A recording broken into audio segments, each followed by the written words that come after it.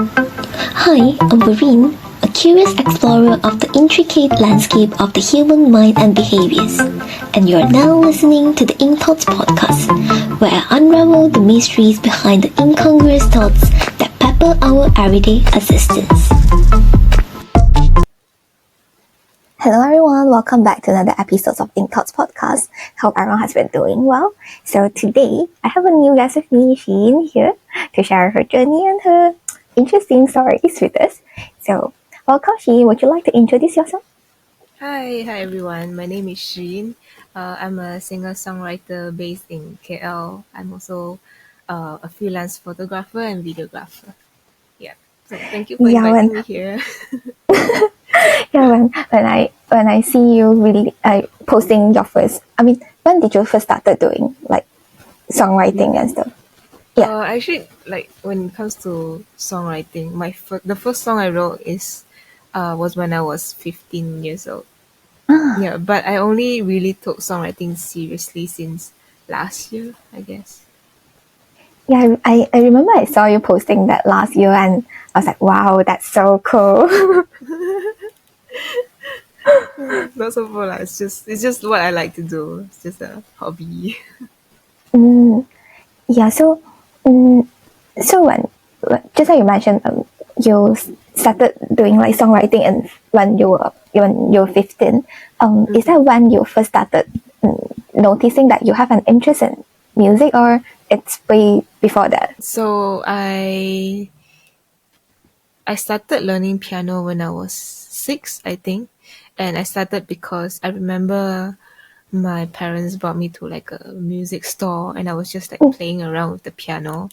And then when I see the piano and I immediately can play a melody. And during that time, like my favorite song is the Chinese song Lao Su Ai Ta Mi. So it's like I can straight away play like da da da da da da da da da da da da, and my parents like, oh whoa, is this a genius like prodigy?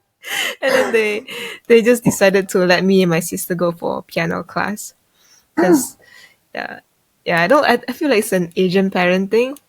And of course, like I was so young that time, and I just go because my parents sent me, and it wasn't like my big passion, music that time, until until I was in high school actually. But then before high school, I still joined a lot of music related stuffs. Like in primary school, I joined the recorder team, the recorder, you play that one. That one. I joined the recorder team and then I played the tenor, so it's like this size. And because my primary school recorder team is quite good, and we actually go to like international competitions and all. And that time I joined for fun. It wasn't still like a big thing for me. I also joined choir sometimes in primary school, but not a lot because choir is 8 a.m. and I have trouble waking up so early during the weekend. So I only joined recorder team because that was 11 a.m. And then, and also during primary school, because my mom is a teacher, was a teacher. She's a headmistress now. But in primary school, she was teaching in my primary school. So I go to school with her every morning. And she plays like classical music every morning on the way to school. I think it's because she read on newspapers saying that, classical music can help a child develop the brain or something. That's why I listen to classical music every morning in primary school. And I think that kind of like actually helped me develop my musical sense too. Yeah, and during high school, I went to Sunjin High School, and when we need to choose a society to join, and I was thinking, what society should I join? And then I was thinking, since in primary school I already played the recorder, so might as well just play flute also. But I didn't join the Western orchestra because my sister used to be in Western orchestra, and she says like the teacher is the instruments are too expensive and like it's not really practical to join, something like that. So I decided to join the Chinese orchestra and I played the bamboo flute. Yeah, and in the bamboo flute team, I learned the fastest, and that's when I realized that I really have the talent for music. And no, I really enjoyed playing music, playing flute in the orchestra. I like being surrounded with music. And that's when I really think that, oh, I should make this my goal. Like, I really like it. And I have plans to, I have written down actually a written down plan on like how to improve myself on music. I was a bit greedy. I said, oh, I want to be good at singing, good at guitar, good at this and that. And I was thinking, okay, I should practice singing also. So I kind of like started singing at 14 or 15. I self learned guitar when I was 14 because my parents bought my sister a guitar for her good PMR results. Yeah, but then the guitar ended up being in my room the whole time and not hers. She didn't really play the guitar. I played it most of the time, and I play the guitar and I sing in my room only. Because I'm a very introverted, shy, and quiet girl. I'm like the quietest kid in class. Um, so I was also very shy with my parents, with my family. So it's like they didn't know I can sing until uni. Wow. Yeah, so like the whole high school, I only sing in my room. And whenever my parents go out, and when I'm home alone, I got the most excited because, oh, I can finally, record some stuff and play music, play guitar all by my own comfortably. I don't have to, be afraid that my parents will hear me. Yeah. So that's me in high school, and it's kind of like a thing for myself, and nobody knew that I could sing also, until when I was Form 4. And in Chinese orchestra, we always have like a original music, for the seniors who are graduating that year. And I remember when I was Form 1, that was the first time I hear the graduation song, and I was thinking, oh, I could do better than that. I was thinking, oh, like I really want to sing that one day, for the graduation song, and I really did, during Form 4. Maybe it's manifestation, I don't know, but I really did during Form 4, and that was the time where everyone was so shocked that I could really sing and my voice is like nice, and I was happy now, of course. And then, so it's like the whole high school is like building up my skills and building up my confidence and my self-esteem, because I used to have very low self-esteem and low self-confidence. And then in uni also, I joined music society. I formed my first ever band. I've been writing songs since 15 years old. Yeah, I remember the first song I wrote is about I don't want to study because I really hate money. So literally the whole song is like, I don't want to study. The whole song, and I remember it was the night before the exam day. I was so frustrated, and guitar was my only escape. I put the guitar like right here, so I study right here on this table. And then when I get like very frustrated, I just take my guitar and I just play. And then for like 5 minutes, and I continue study, and then guitar, and then study, and guitar. So it's like my constant escape during that time, during my study days. Did it help? Yeah. Like if it's not guitar, then I would just scroll my phone or like watch a movie or like TV. But guitar is like the easiest access I have during that time. Yeah, because I have ADHD, so it's like I need something to distract my thoughts. I don't know how to explain. It's like, it's like one part of me wants to study, one part of me cannot study. So I need something else to distract the I don't want to study part so I can study. Yeah. So, Wow. yeah. You sound so talented. Like, how many instruments in total that you can play? Yeah, mainly it's guitar, piano, and flute. Yeah. That was a very long story. No, it's a very interesting story. Yeah, but it was only until after uni I met my friend Noelle Ng, and she's also a very talented singer-songwriter, and she's been in this industry for much longer, and she knows a lot of things. So during 2020, I think she joined this songwriting competition based in Penang, and then she asked me to be her backing vocal. So that was the first time I really meet like a lot of musician friends who are very passionate, who write songs, and I feel very inspired. And I was thinking to myself, I really want to do that too. And I feel like that was the time where I really, start to write more songs and join a lot of competitions. And slowly, until last year, I decided to, I just want to do this. I don't want to do anything else. Yeah. So that's how That's I nice. got serious about this. When you decided that you really want to do this and not anything else, did your parents say anything, or they are very supportive towards it? Because I can imagine like music is a kind of not a so-called stable thing in Asian parents' mindset. So Yeah. I actually wanted to study music for uni, for a degree, but obviously they don't agree. My mom told me if I study music, I'll end up being a beggar on the streets. And she's very serious about it. She's like saying in a very angry tone. She's not joking. I'm like, okay. Like after I graduate uni, of course I have the thought of studying music, but I didn't even dare to bring it up to my parents because I know for sure they won't agree.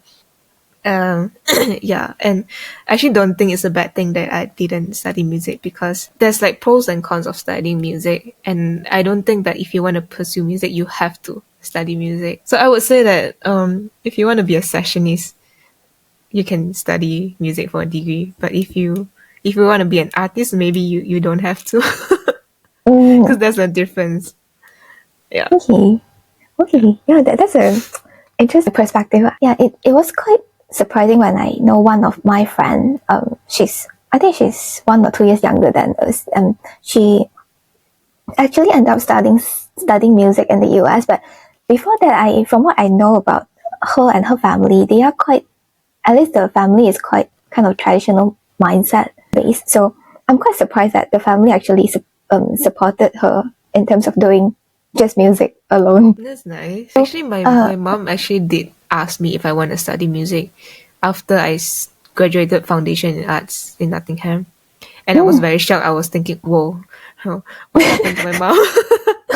but I think it's because one of her colleagues in school told her that their daughter studied music in UPM. It's like, because it's government uni, so it's like very cheap. It's like a few hundred ringgits per semester. And I think my mom is drawn to that. And then also they say that the lecturers are good and the students are good.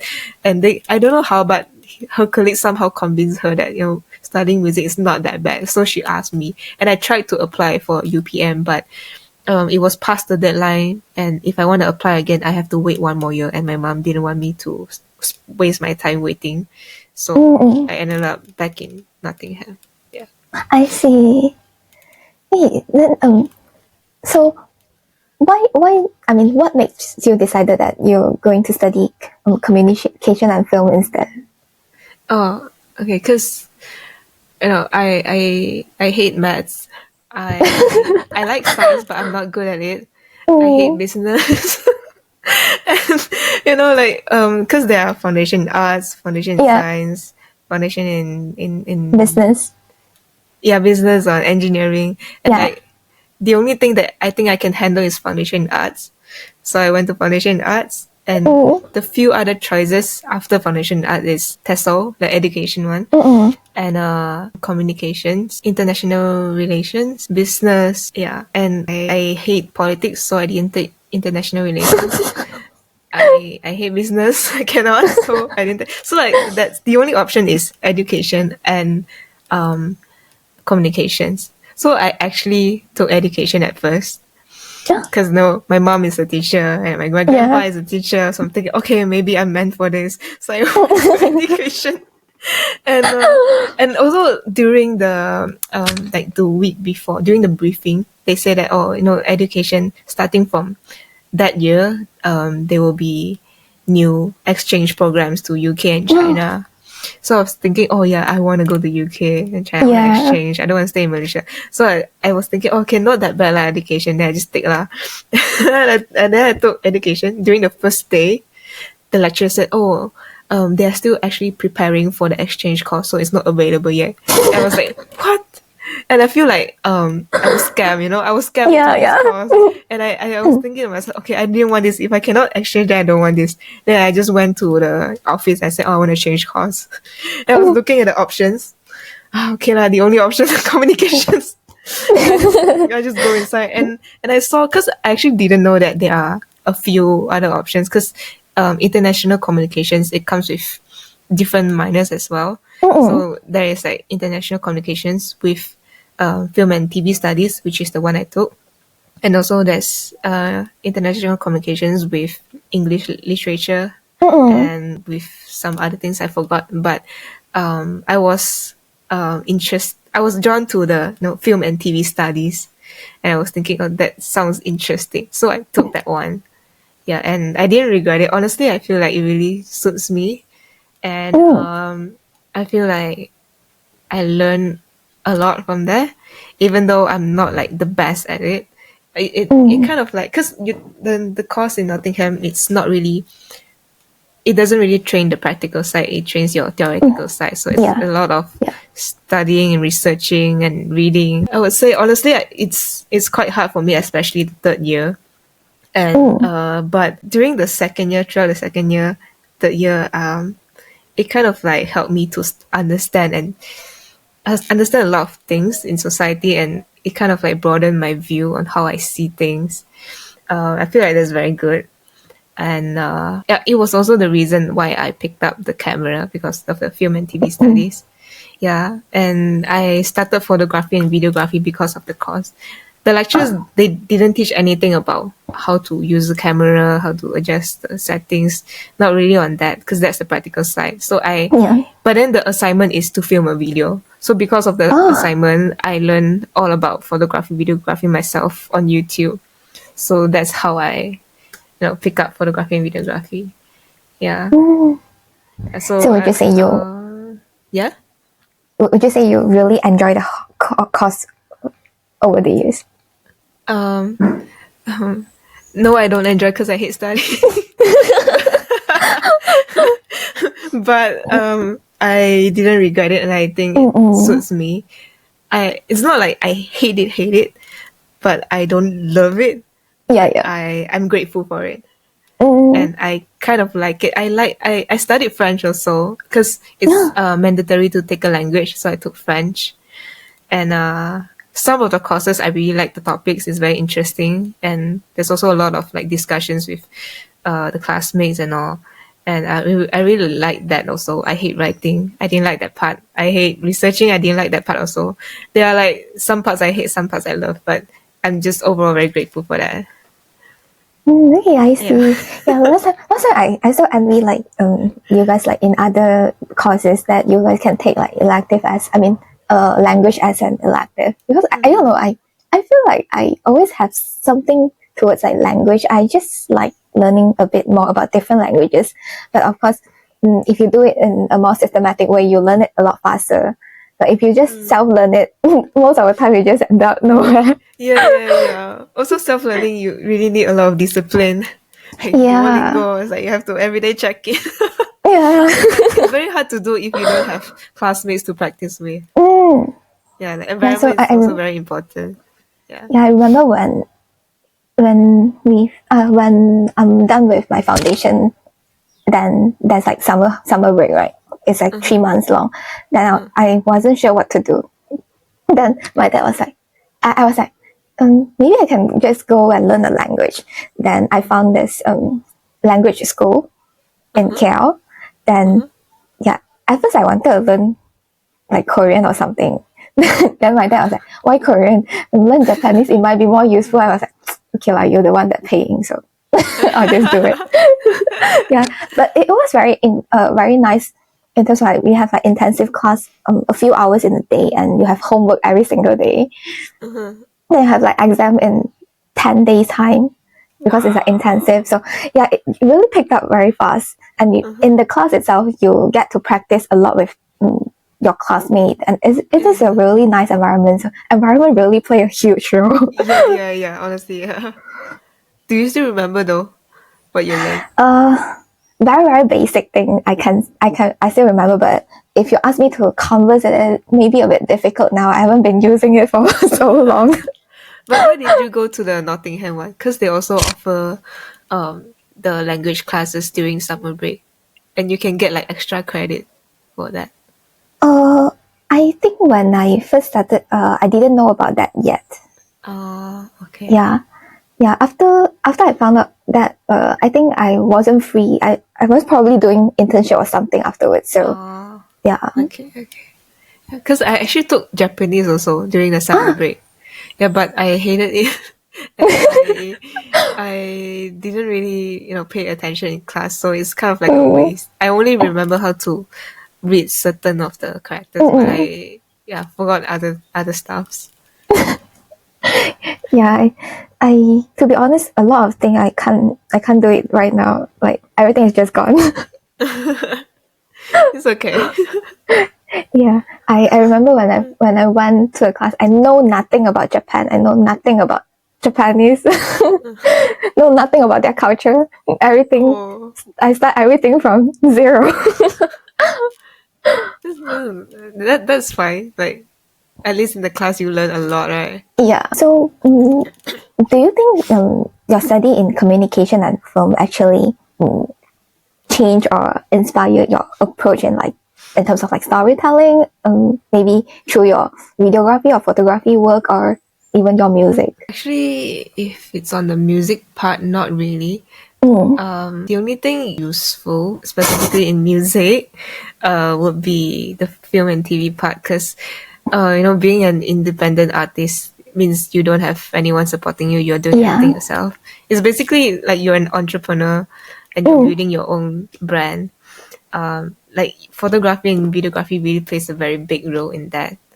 And if you hire other people, it's very expensive. So lowest budget is that you do everything yourself. So that really helps me a lot when it comes to like building my image on social media. Yeah. So like the film and TV part, that helps me a lot because I film music videos. I edit all of my music videos myself, and marketing videos and editing also. Yeah. Yeah, I'm very interested in how's your day-to-day life is as a freelancer now. Honestly, it's very unstable. I just I was doing full time photography videography last year. Actually, for 2 years after I graduated Nottingham. I was working in the video production house, but I quit last year September, because the company was kind of like dying. I was like losing confidence in the company, and also I was very unhappy because it was very unfulfilling. It's not really what I want to do, and I was very lost. I don't know what to do, so I just quit, and I still didn't know what to do, so I was just procrastinating. I'm not really procrastinating. I was just like figuring out stuff, and it was kind of like a break for me because the day after I resigned, after the last day of my job, the next day I broke up with my ex. So it's like I lost two very important things at the same time, and it was a very difficult time for me last year. But I was very glad that happened because I'm so much more happier now. After that happened, I met a producer, music producer, and he helped me produce all of my recent songs. And he also like built my confidence, and without him I don't think I will have a very firm goal on what I want right now, because like he really helped me build my stuffs. And I also was working part-time singing at Hilton KL, the five-star hotel. So I was singing Monday to Thursday from 6 p.m. to 11 p.m. Yeah, so it was a contract basis. So it was 3 months only, and I just ended it last week. Yeah, so right now it's a whole new start for me again. Yeah, but I feel like right now I would focus more on photography and videography instead of doing singing jobs, because singing jobs, if you want to like do music for a living, the easiest way is to sing covers, be a performer. Yeah, be a performer, sing covers to entertain people. And that's very different from being an artist, because being an artist means you're individual, you write your own songs, you promote your own songs, and not everyone likes your song. So you wouldn't really earn money from that unless you're like Taylor Swift or like very famous and your songs, everyone know your songs. So I was worried that when it comes to branding, I don't want people to see me as, the girl who's good at singing and she sings covers. I want people to know me as, Shi Yin, the artist, and I love her songs. And I don't want people to like mash up these two things. But a lot of people have very different thoughts on this. Like some of my friends, they say like, oh, you have to do covers first so that you gain popularity, and then people will only listen to your original songs once you're popular. But I feel like I don't want that. I just want to do my own songs, and singing covers is not my favorite thing. Also, I only like singing songs that I really like, that I think I can vibe well, and I don't like singing songs just to entertain people. yeah, yeah. But like, everyone's different. Yeah. Yeah, yeah. I really like your mindset in terms of like, yeah, you know what you want to do and you firmly stand on it.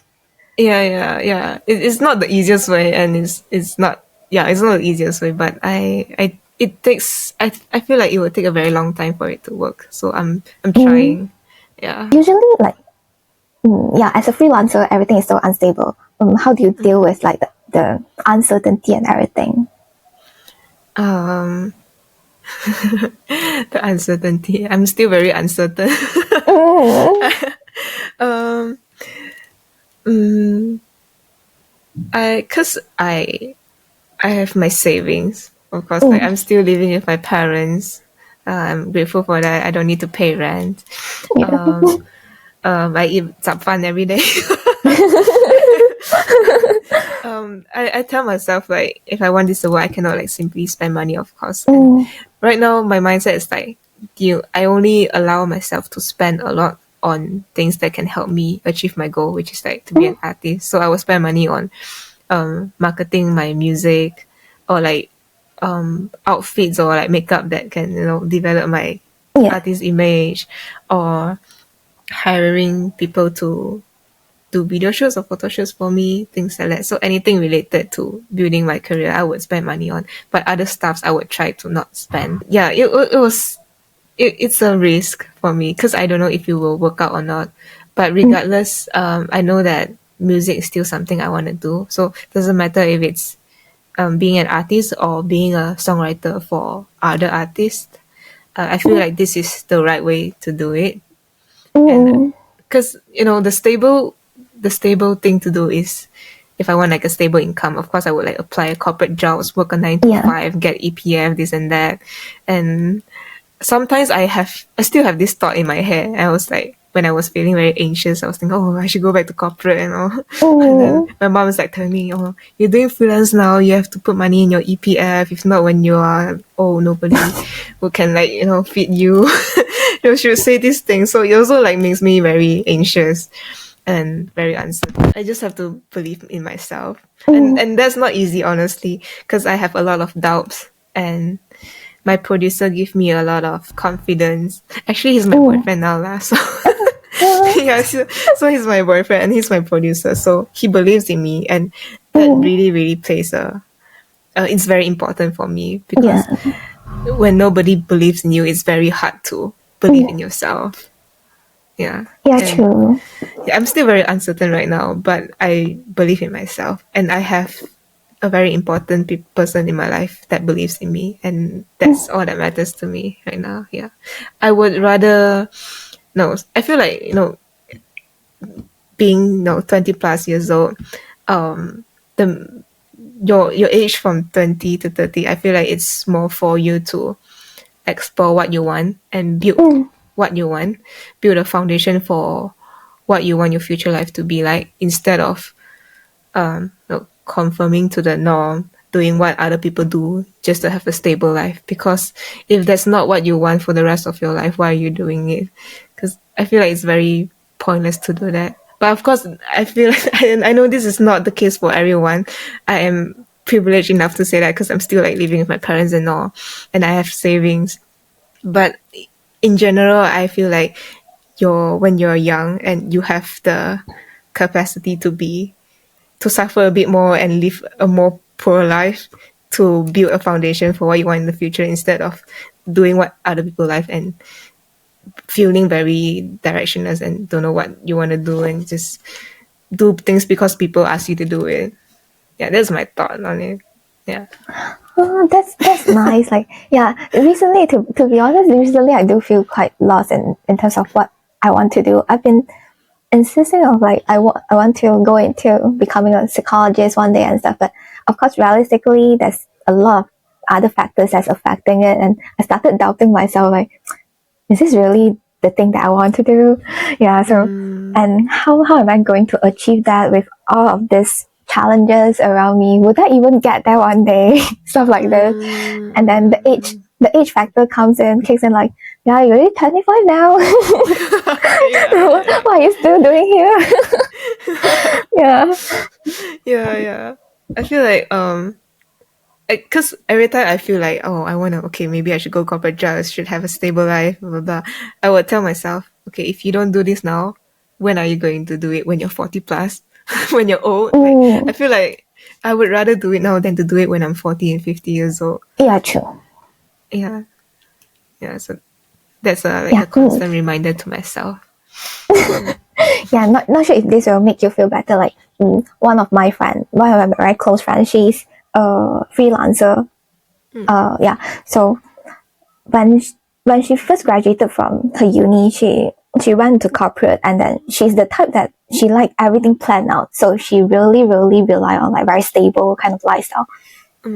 But she have this thing in being What? yeah, and being an MC.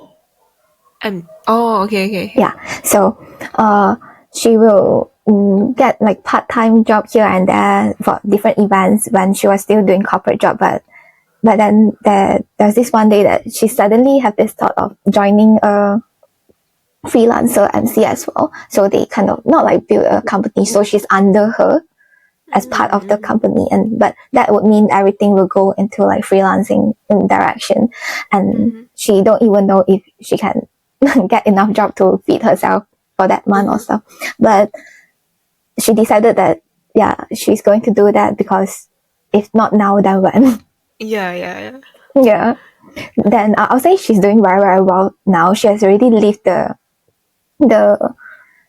company, Retirement and she's life. doing this on her own now. Yeah, and I can see That's she's nice. doing really well.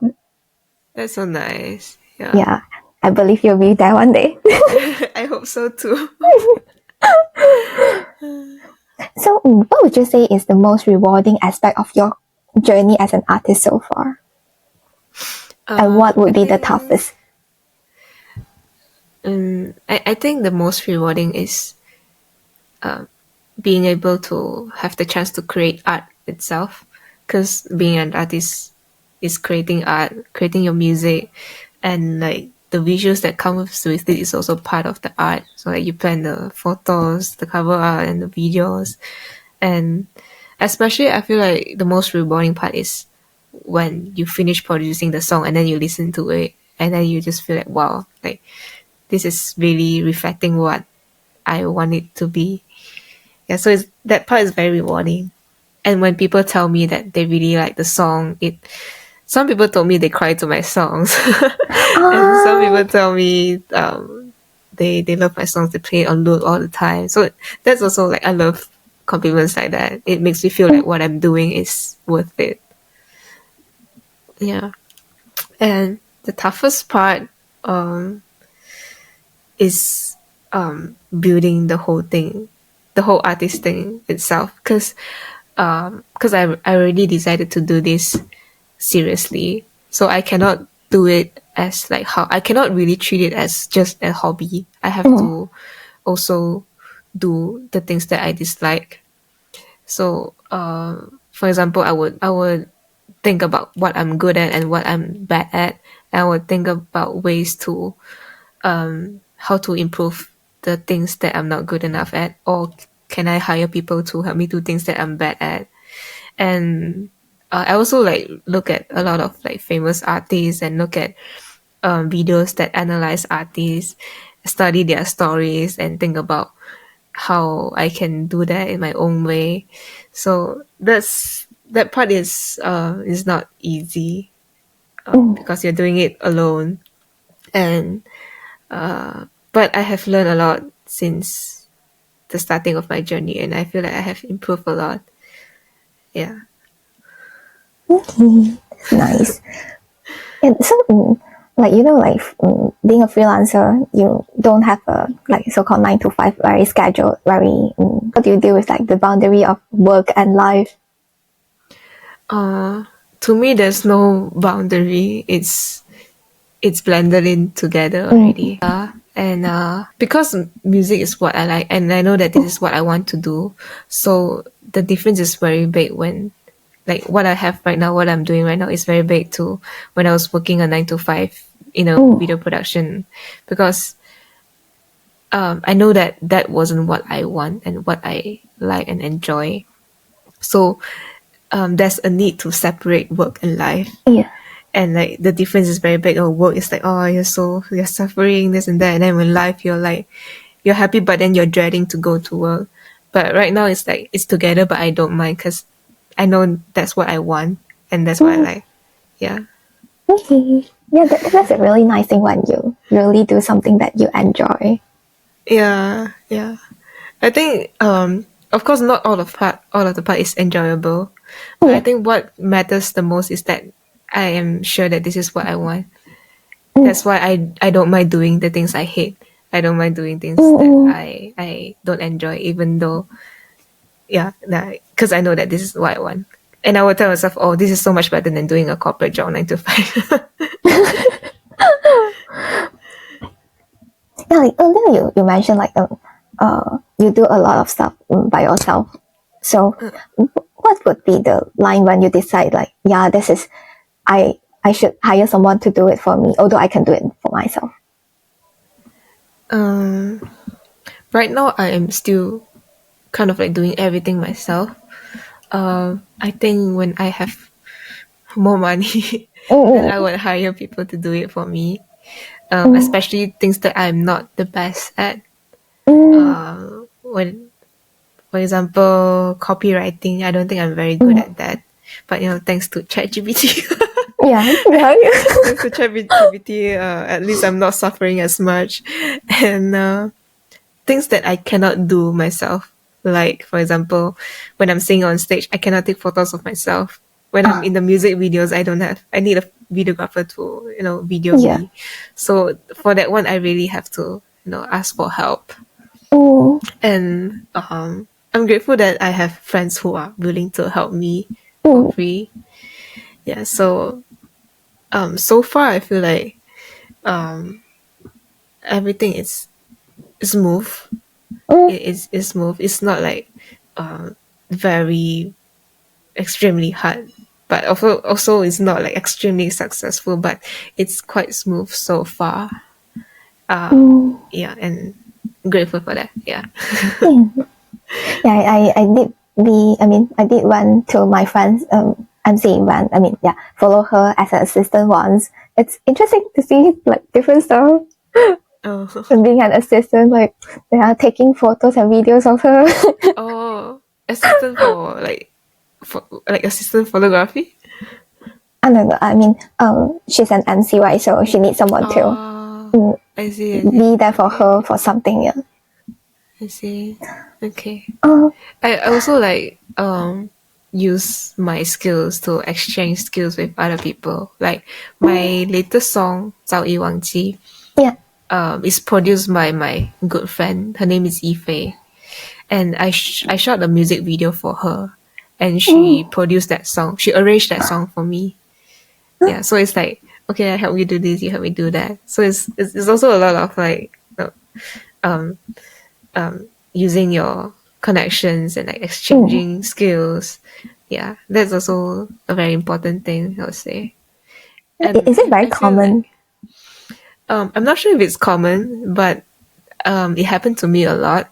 Mm, And yeah, photography and videography is really useful in these days. Yeah. mm. Okay. Would you like to walk us through your creative process when you're writing a music? Uh, um, my usual process is I would just take my guitar and I would keep playing around until I play something that I really like, that I can vibe with it, or something that really reflects what I feel in that current state.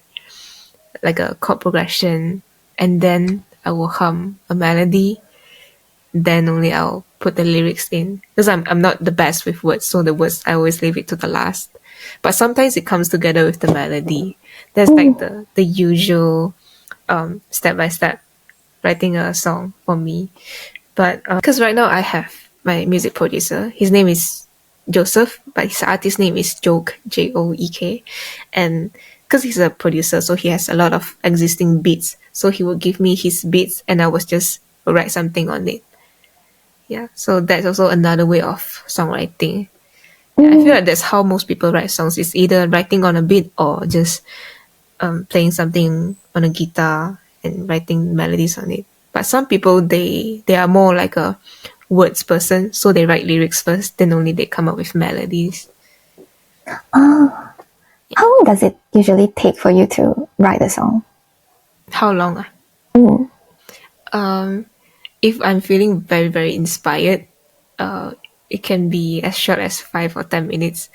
Wow. But if it's like if I feel stuck, it can take me a few days, or even like, let's say this year, January, I wrote something, but I wrote it halfway and I put it in my phone. And then maybe like yesterday, or I'm feeling inspired, I'm just scrolling through my recordings and I found it and I feel like, oh, that's nice. And then I finished that song. So it could be like that also. It can be a very long time. Yeah. Okay. Hey, interesting. Yeah, I remember when I was in high school, like when nearly graduating. So me and my friends, so we were like, yeah, why not we kind of write a graduation song together. So I was in the prefect board, so we were thinking like, let's do it for the prefect. Yeah. Then of course I can't really play music, so but I can write something in terms of like words, and so yeah, so me and another two friends, we work on the words part, and another guy friend, he will work on the melody and stuff. So we finished writing all the lyrics and then we send it to him. He will do the remaining.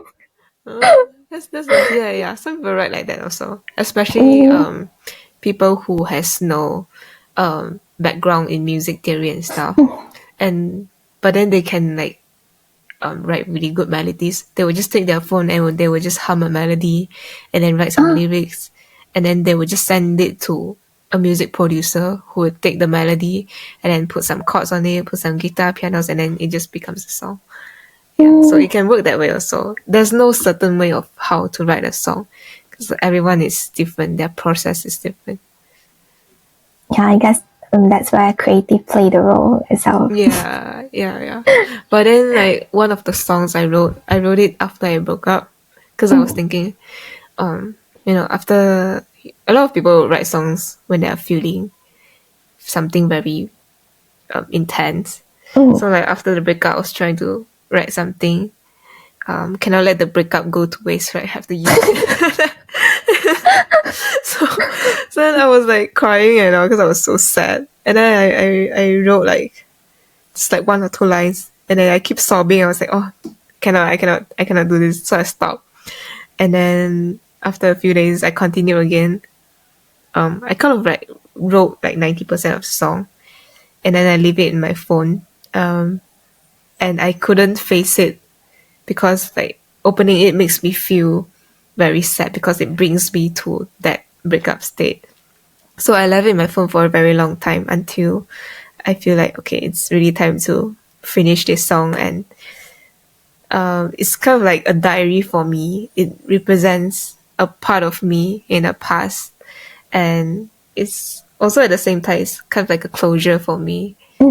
And yeah, and I finished that song. Yeah, so every song is very different. It's a different story, different feeling. Yeah. Would you say all of the songs that you've written are based on certain stories, or some of it are just imaginative? Yeah, actually some are imaginative. Some songs I wrote it just for the sake of writing, or just for the sake of submitting to a songwriting competitions. Some songs I wrote it because I was really feeling something, feeling sad, and some I wrote it because I was angry. There was one time I wrote a song because I saw I saw something online. I saw my ex, another ex, like scolding me online. I was like, "Why- how can you say this?" And I was so Yeah. angry, but I couldn't scold him back because that was very unprofessional. So I just Mm. wrote a song, and the chorus came out so fast. Like the more intense you were feeling, the faster you can finish a song. So I wrote that song like super fast, and it's like shitting on him. It's like talking bad about him, scolding him, and it's like, whoa, after I wrote the song I feel so much better. I'm like, damn, okay, that's good. It's a good song, and I get to have my feelings. You know, I let my feelings out.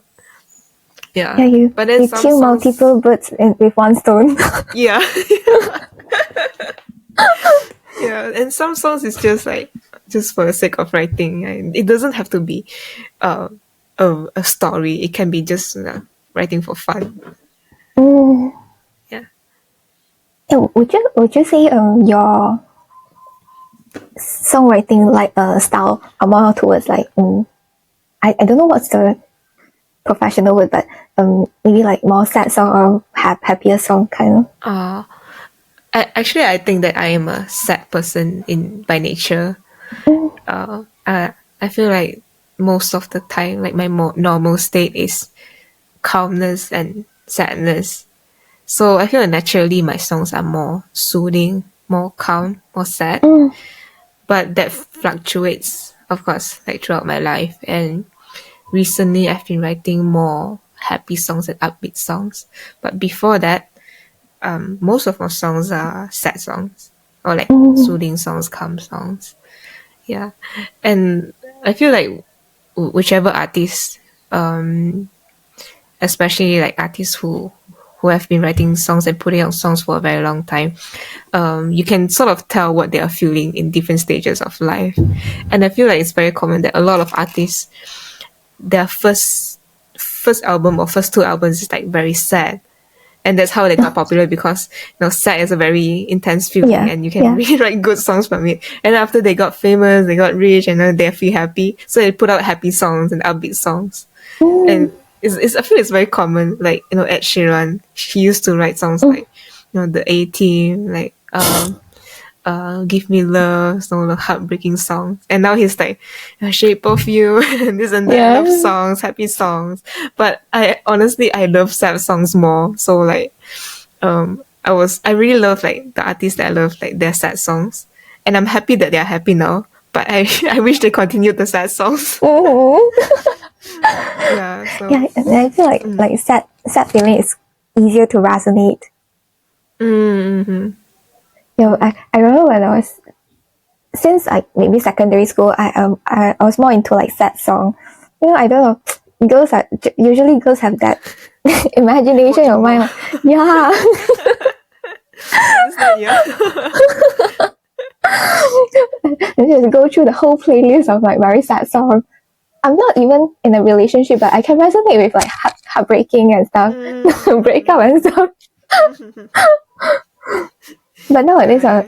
I'm like, nah, I don't want to feel that sad. Now you're balancing multiple creative outlets. How do you manage your time and stay inspired across like different areas? I feel like inspiration doesn't come all the time, and not every artist for sure has experienced the creative block, and they don't have like the creativity to create. But what were you saying? You were saying balance.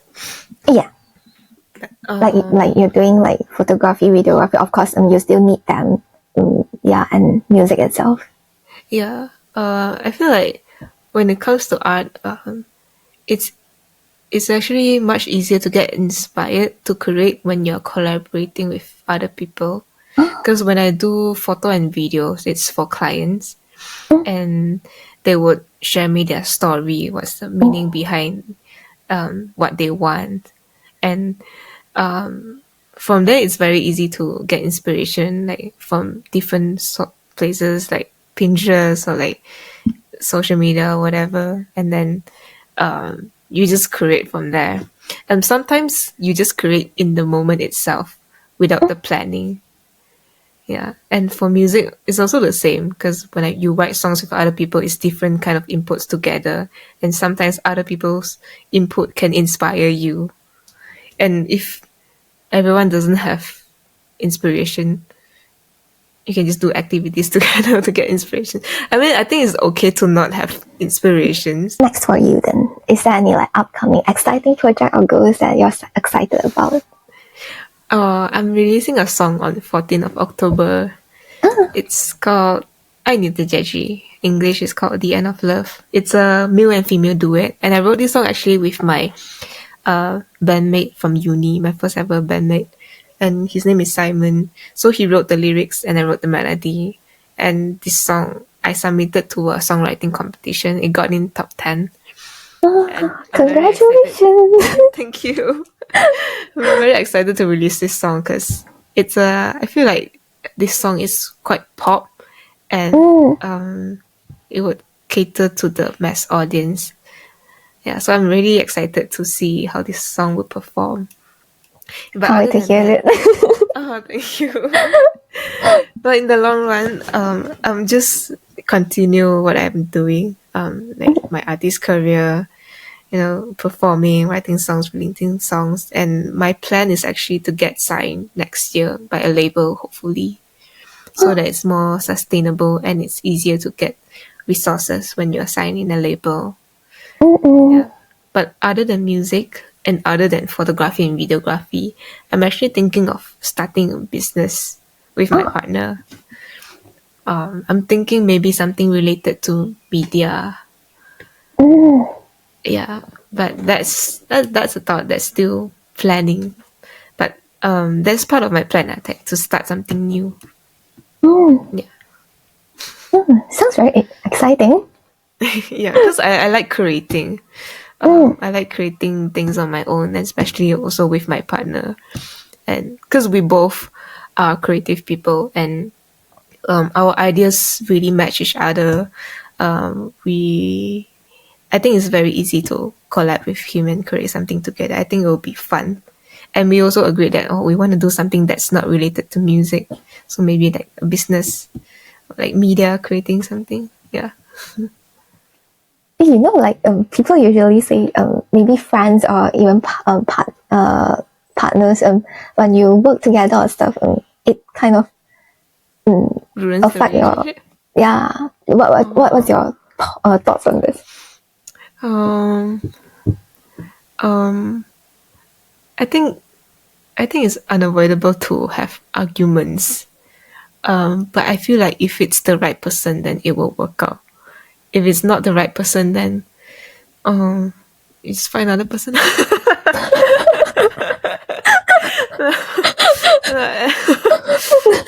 I think you really have to see if the person is right or not. I think I naturally have a very good sense of seeing if the person is like good or bad. I don't really have a lot of bad people, a lot of dramas that happen to me compared to when I listen to my friends' stories. Like every day they're telling me, oh, this person, what happened, that person, what happened. I'm like, Yeah. whoa. And then my friends were like complaining, oh, why are they having such a bad luck when it comes to people? And I'm thinking, it's very important to filter people, like being because I think maybe because of my personality, like I have very low social energy and like introverted, so I'm very picky with who I spend my time with, because if it's with the wrong person, then my energy just go down and I just cannot like function at all. So maybe because of that, it helps me filter out like people that I cannot vibe with and people I can vibe with. Yeah. Right. Yeah, that's a very good thing that I believe most of us should try to at least practice it.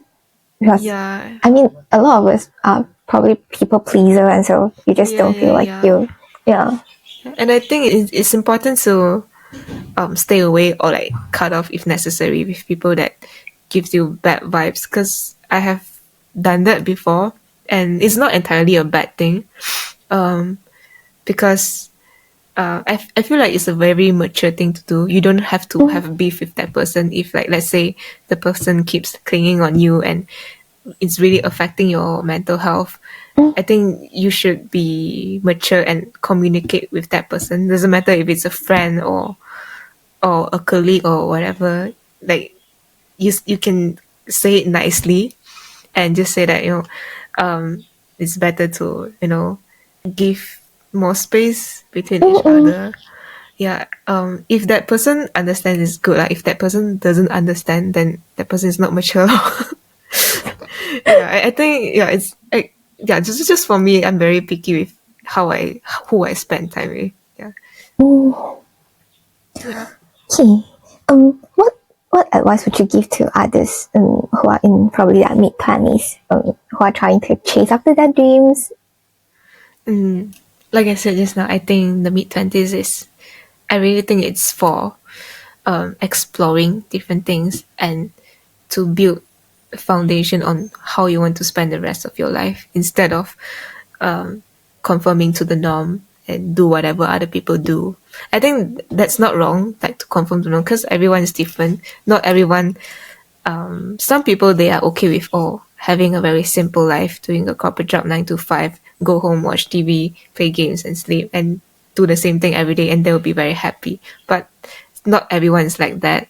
So you just need to understand yourself and just figure out, explore around, figure out what you want in life, and just try to build it and work for what you really want. Yeah, and don't feel pressured by family or friends. Try to believe in yourself and manifest manifest for what you want. I think manifestation really works, at least for me. Yeah, and just work for it. Yeah. Okay, before we end today's episode, is there anything else that you would like to add on or share to the audience? 加油. Yeah, that's all. Okay. What would be the best place or best way for the audience to reach out or for them to find out about your music or any other service that you offer? Yeah, you guys can follow me on social media on Instagram. It's Shi Yin _Qiang, SHIYIN _CHEANG. So in my Instagram bio, you can find my original music on Spotify, YouTube, Apple Music, and all of the other streaming platforms. And for music videos, you can search on YouTube as well. Yeah, so that's all. Alright. Thank you very much for joining me today. It's very interesting to learn more about your stories and your insights, your thoughts. Yeah. Thank you for inviting. It's my first podcast interview. Hope you had a good time. Yeah, I enjoyed talking to you. Alright. Thank you everyone for listening. If you enjoyed this episode, feel free to share it with your friends and family who you think might benefit from it. And I'll see you guys next time. Goodbye. Bye. Thank you for listening to this episode of the podcast. If you enjoyed it, do like and share it with your friends and family and drop me a comment on YouTube. If you're on Apple Podcasts, please leave me a review. If you're on Spotify, please rate my show. Alternatively, any questions or feedback, feel free to email me at hello@inkthoughts.com or send me a private message on Instagram, Facebook or Twitter with the username of InkThoughtsPod. Thanks again and catch you all next week.